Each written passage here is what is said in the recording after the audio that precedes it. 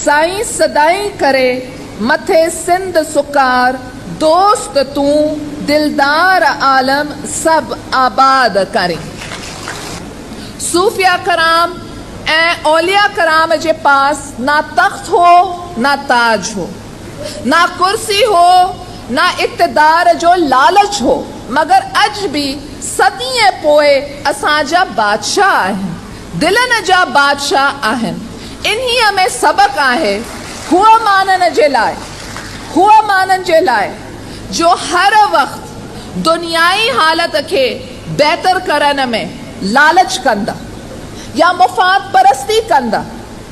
सूफ़ी कराम ऐं औलिया कराम जो पैगाम आहे त असूल जी जद्दोजहद कर।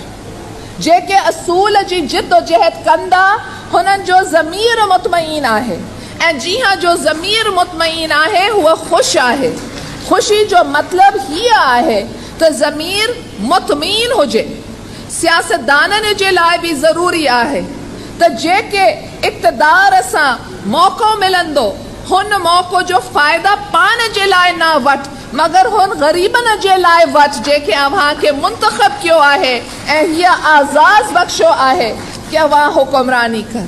ऐं ख़ाली सियासतदान जे लाइ न, मगर हर कारखाने जो मालिक जेके आहे हुननि बि जो बि फ़र्ज़ आहे कि हो खुर्द बुर्द ना करे ऐं पंहिंजो टैक्स अदा करे ऐं पंहिंजे मज़दूरनि जे साथ मोहब्बत जे साथ कार्रवाई करे।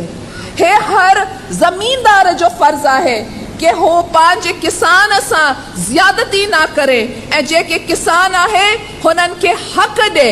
ऐं हीअ वजह आहे कि अव्हां जी हुकूमत, अव्हां जी मुंतख़ब हुकूमत, नुमाइंदा हुकूमत, ग़रीबनि जी हुकूमत, मज़लूमनि जी हुकूमत फ़ैसिलो कयो आहे कि असां किसान इदालत ठाहींदा ताकि जेके बेज़मीन किसान आहे, केरु ज़मीनदार खे इजाज़त ना मिले, हुननि जो